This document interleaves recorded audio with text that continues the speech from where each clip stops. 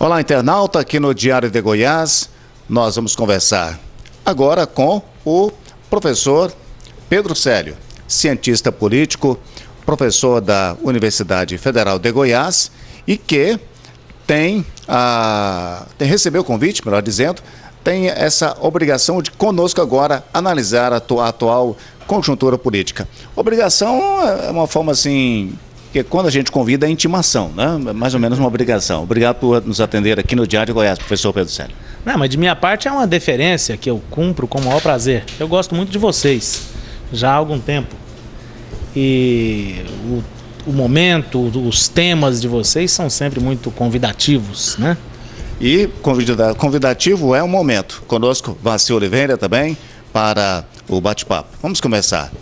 Professor Pedro Célio, este momento político que nós estamos vivenciando agora, outro dia, em outro vídeo, a gente analisava que a Operação Monte Carlo foi um primeiro turno das eleições. O senhor concorda com essa, das eleições para a Prefeitura de Goiânia? O senhor concorda com essa afirmação ou não?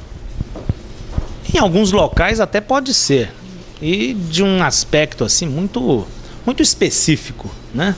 Eu acho que a Operação Monte Carlo, ela antecipou algumas definições que certamente aconteceriam. A primeira delas talvez é uma espécie de desativação de uma expectativa de crescimento eleitoral da candidatura ligada ao governador Marconi Perillo, a prefeito de Goiânia. Então, em Goiânia, particularmente, esse efeito imediato teve. Nesse instante, eu tenho a impressão que esse pessoal está agora mais estudando o terreno, avaliando os acontecimentos.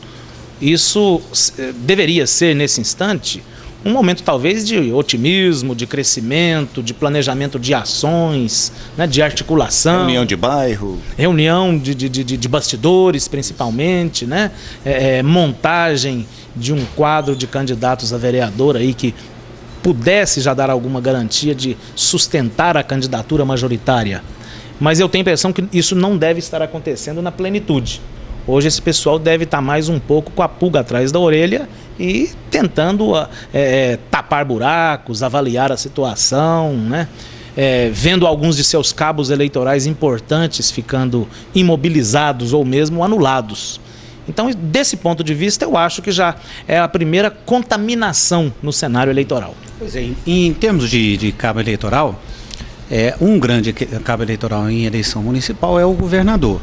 E o governador está no centro das discussões, não sabe se ainda vai ter mais denúncias, se ele consegue esvaziar esse momento de crise que ele vive. E a pergunta que a gente faz é o seguinte: ele vai ser, independente do que pode vir aí mais de denúncia, um bom cabo eleitoral, ou ele pode ser aquele cabo eleitoral a ser evitado pelos prefeitos nos palanques? Não, eu tenho a impressão que de forma alguma ele vai ser evitado. O governador Marconi Perillo, para o bem ou para o mal, eu não sei. É claro que tudo depende do grau em que o envolvimento dele vier a ser levantado e documentado, inclusive, no debate político. Principalmente documentado. Mera especulação e acusação não vai ter muito efeito, não. O peso da liderança. O que o senhor está vendo agora é mais especulação, menos documentação? Em relação ao governador Marconi Perillo, sim. Em relação a ele, sim. Agora, o que eu estou querendo dizer é que o peso de liderança eleitoral do governador é muito grande dentro de seu grupo. A sua base de apoio depende muito da iniciativa de ação pessoal do governador. Depende demais dele, né? Então eu tenho a impressão que ele não deve perder essa prerrogativa de liderança dentro de seu grupo. E em segundo lugar, ele ainda tem um respeitável capital eleitoral na cidade de Goiânia, no estado de Goiás. E isso pesa muito, né? Eu acho que qualquer candidato a vereador gostará de ter a presença e a manifestação pública de apoio do governador. Na experiência do senhor, o senhor acha que pesa mais numa eleição dos municípios pequenos? Vamos pensar no interior do estado, o discurso ou a força política, aquela possibilidade de mostrar força política, alianças, apoio do governador, apoio do governo federal? O que pesa mais? Olha, de maneira bastante genérica, o discurso pesa menos. indo direto a uma resposta para você. O discurso pesa menos. É a capacidade de articulação do momento eleitoral que pesa mais, né?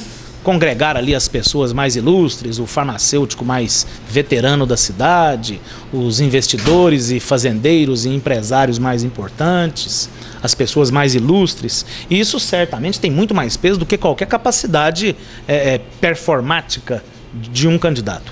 Nós já vimos que no interior aparecem figuras até prosaicas, né? Mas que ali no seio da comunidade tem essa qualidade de agregação, de reunião de forças em torno dele.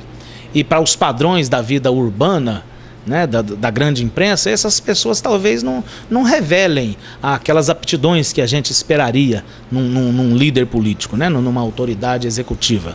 Mas, de qualquer maneira, para esse fato em si que está envolvendo agora a Operação Monte Carlo, eu ainda quero crer, veja bem, que se ela, num primeiro momento, já perturba e ela provoca reações no ambiente pré-eleitoral, eu creio que daqui até a campanha para valer, até os momentos eleitorais para valer, eu acho que esse efeito já vai estar muito dissolvido, mas certamente diluído. E se a CPI realmente ganhar força? Porque qual a natureza de uma CPI em relação a esse caso Monte Carlo? Olha, o que esse caso tem de singularidade? Qual é, na sua opinião? Diante de outras situações similares. A singularidade desse caso é que ele levanta uma situação que está sujeita a envolver todo e qualquer tipo de político, nos diferentes níveis dos diferentes partidos. Então isso pode levantar aquele chamado espírito de corpo que os políticos têm, de autodefesa, não da sua atividade em si, mas a autodefesa dele próprio. Porque envolve costumes políticos que, para eles, podem ser até rotineiros, podem ser até naturais. Sei lá, algum acontecimento que envolva informalidade de apoio financeiro, o tratamento informal do apoio financeiro. Para alguns políticos isso é algo dado, é algo que não levanta maiores questionamentos. Mas colocado hoje na berlinda, a partir das discussões aí que envolve Caixa 2, envolve prestígio ilícito de algumas licitações ou empreiteiras, em alguns casos assim, eu tenho a impressão que agora eles estão muito temerosos. Eu, pessoalmente, temo que uma CPI, nesse caso, já nasça com grande chance de fracasso e de desmoralização.